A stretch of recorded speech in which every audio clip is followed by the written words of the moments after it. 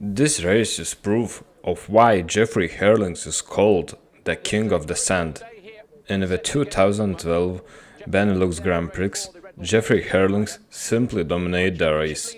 In the first run, he lapped almost everyone, except Jeremy van Horebeek, who finished in second place. But Jeffrey Herlings managed to close a 2-minute gap to him as well.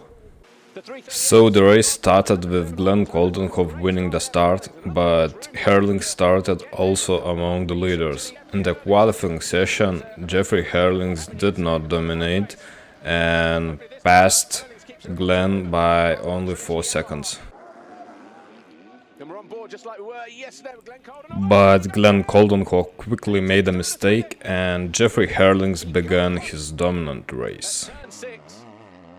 But look at this. This was a nice shallow wave section yesterday. But Herlings was some 6 or 7 seconds quicker during our... The crazy fact is that Jeffrey Herlings was almost 6 and 7 seconds faster than our riders in each lap in this race. I have never seen anyone fly like that on the track. It looks like Herlings was just in beast mode in this race. On the first lap. You can see that in the 4th lap, Jeffrey Herlings was already almost 30 seconds away from the second position, Jeremy van Horebeek, which means that Herlings was faster by more than 7 seconds in 1 lap. Insane. Obviously, the faster you go, the higher lap. But 1:73, Valentin Guyot, he's lapped up to 20th place at the moment. That's Guyot just ahead of him. Jeffrey Herlings passes one rider after another every lap. I wonder if Jeffrey will have enough fuel for the race if he's going that fast. Herlings won both races that weekend, winning the second race a bit more bonusly, finishing second by just 1 minute.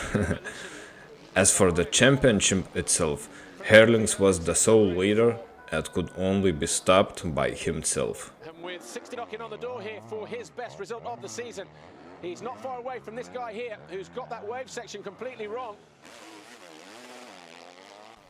As you can see, every lap Herlings was faster than second position by 4-5 seconds. And look at that, Van Horebeek, Herlings already over the line again. Be interesting to see where, when we get another shot of onto that second one. Jeffrey Herlings, number 84. The momentum that he carries is just unreal. It was so insane to watch this race. There was no doubt who would win this race, but it was very interesting by what margin Herlings would succeed in lapping all the riders. As you can see, at the end of the race, Jeffrey Herlings already had a minute lead over second place Jeremy van Horebeek, his teammate. In the history of the sport, and that is that he could even lap up to second position, which would be his teammate, but still got a ways to go on that because the gap was a minute last time around. It's taken him this long to get there. But Herlings has just passed in 10. And here Jeffrey Herlings overtakes Dylan Ferranis by 2 laps. That's just incredible. Of course, Dylan fell during the race, but it's still crazy. Up after that fall, but he's outside of the points at the moment, as you can see. But with 8+2 to go, 5 to the start, JM Racing, KTM, sorry, number 84, Jeffrey Herlings. Jeffrey Herlings was just on another level that weekend. You can see how he flies through the all holes. This track is not the easiest, but looking at Jeffrey, it looks different. Every competitor jumps in a circle. It seems like there's no competition and Jeffrey is a world-class rider, but they are all equal. As we prepare to go down to talk to Stefan Everts, I think, at Red Bull KTM Racing down in pit lane, obviously with Amy, but... In my opinion, almost every year Jeffrey should have become the world champion, but such a high speed requires some mistakes, which are merciless in the sport, but despite that, he's one of the fastest motocross riders in the world, for me.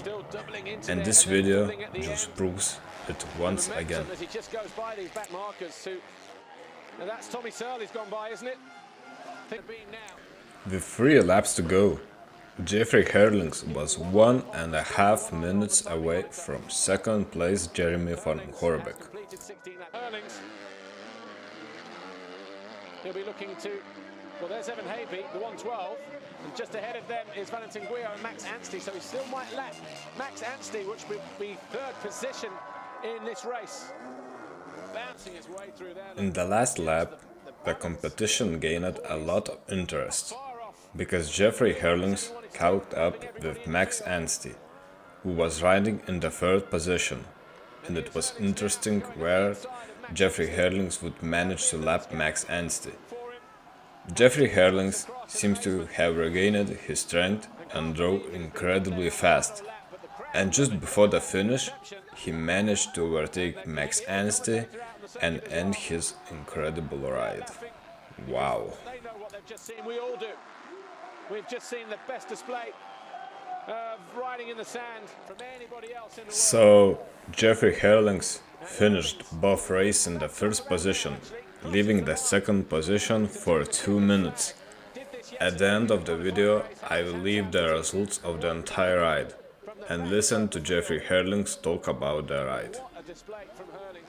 Jeffrey Herlings, as expected, looking completely comfortable out on this track, but it's your first time?